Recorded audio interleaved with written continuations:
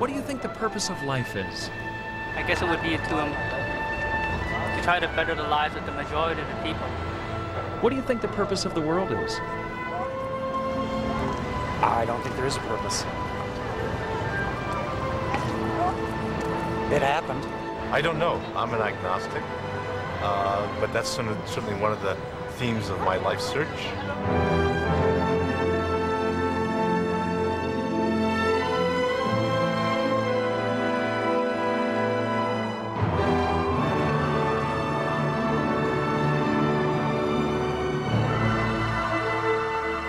Since the dawn of history, man has sought to understand his world. The advance of human know-how throughout the centuries has helped us uncover an ever more amazing world.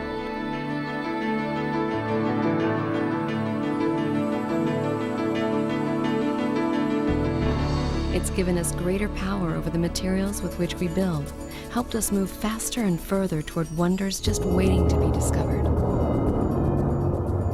But with each advance of knowledge, the more we understand of the hidden mysteries of the universe, the marvels of the human body, the miracles of nature, the workings of a computer chip. The more we realize how little we truly understand. Perhaps there is some deeper reality, just waiting to be revealed.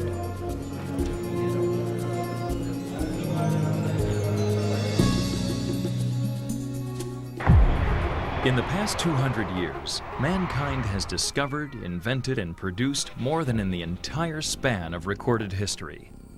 We have witnessed tremendous breakthroughs in the realms of science, medicine, and technology, occurring at breakneck speed, unleashing new powers never before dreamed of, blurring the boundaries of man's potential.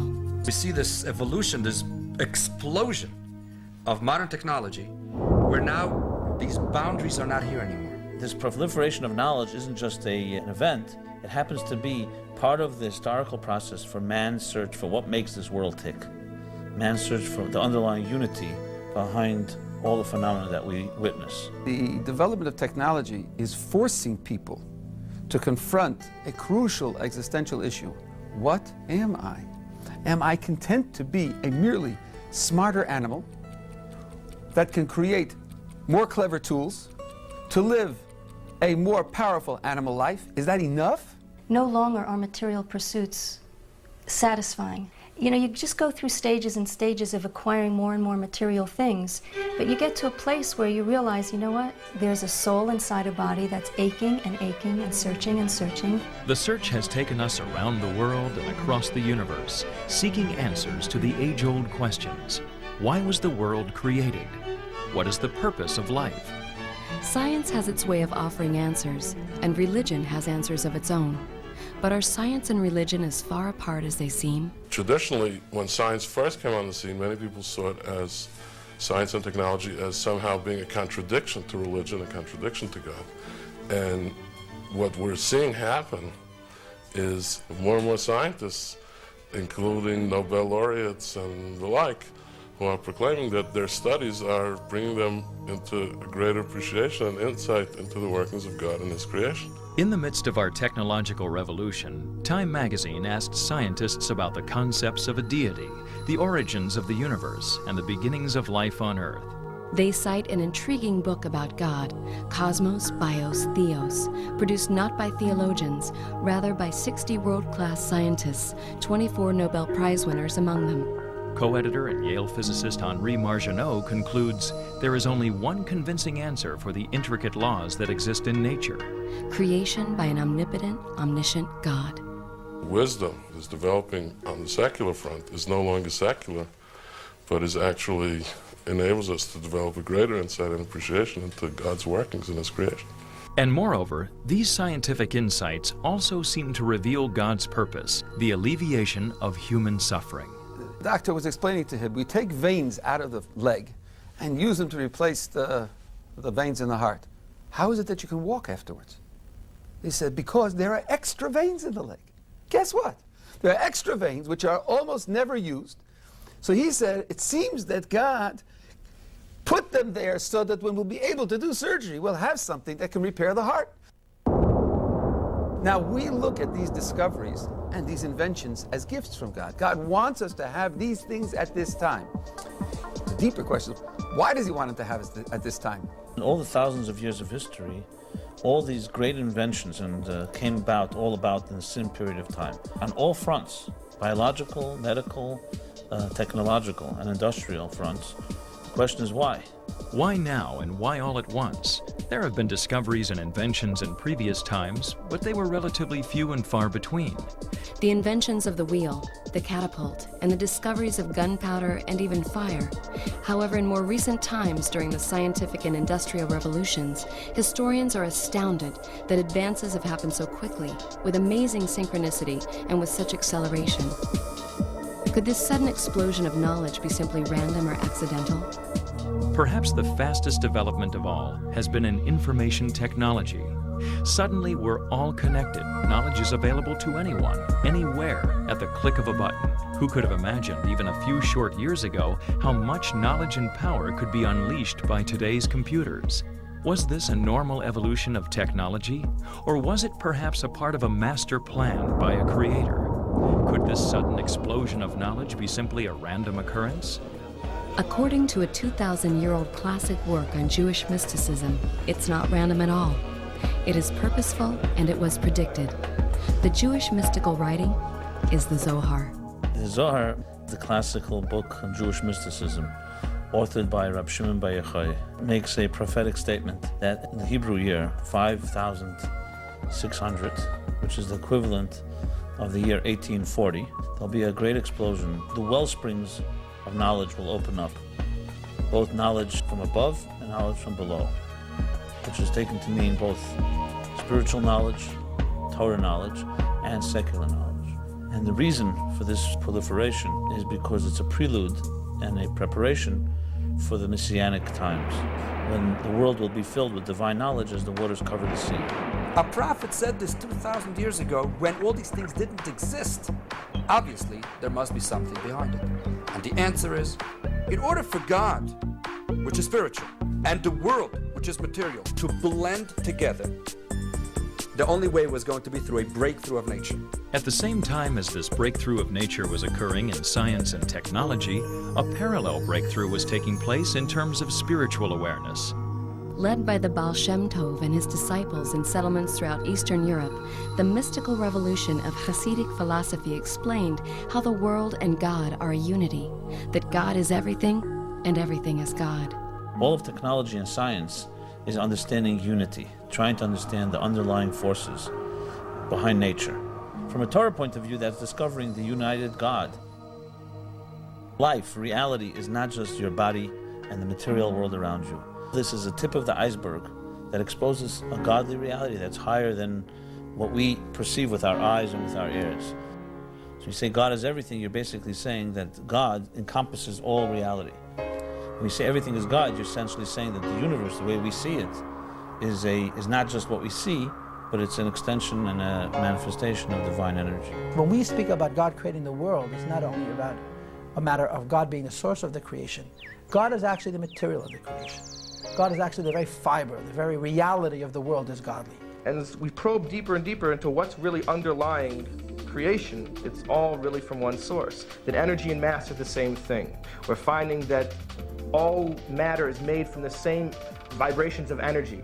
When we look at an atom and we see that from a few tiny particles, an entire city could be wiped out. We've seen an immense amount of energy hidden, locked away in a tiny amount of matter, whether it be a human being or an animal or a plant, even a grain of sand, has an immense, powerful, godly energy that is creating it something from nothing every single second.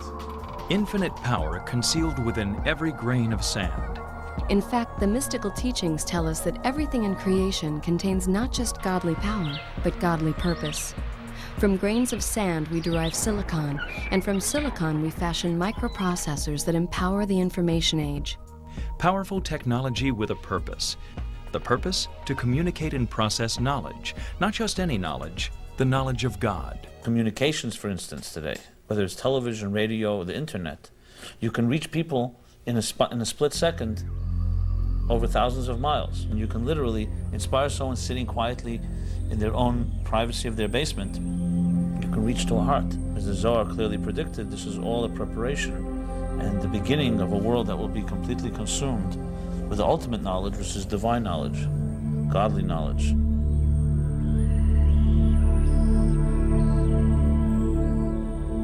Communications technology now offers an apt metaphor for God's all-seeing, all-knowing presence in the world. It says in the Mishnah in Pirkei Avos, in the Ethics of Our Fathers, that there's an eye that sees and an ear that hears, and everything is transcribed in a book. And now we see that instantaneously things are seen, heard, and recorded anywhere in the world by anybody. The knowledge can disseminate. There's no physical barrier. There's no place where the knowledge can't reach now. We know when we send a radio wave, it doesn't just go where people have radios. It's going where people don't have radios. In fact, a radio wave goes out into space forever and ever and ever. And if you want to go catch it and you have a nice big enough radio, you'll pick that up too. And you get the St. Louis Cardinals game from 50 years ago if you want to go far enough in space and you have a big enough radio. We take this knowledge that we have and use it to express age-old truths about God and godliness in the world so that people could turn on a television, the internet. People could use all of these existing technologies and use them as means to deepen their connection to God. Do you think there's a God? I don't know. He's never come and said, "Hi, I'm God," so I really couldn't tell you. I believe that there is supernatural powers beyond what we see in the rational world. I believe in heaven. I believe in going there.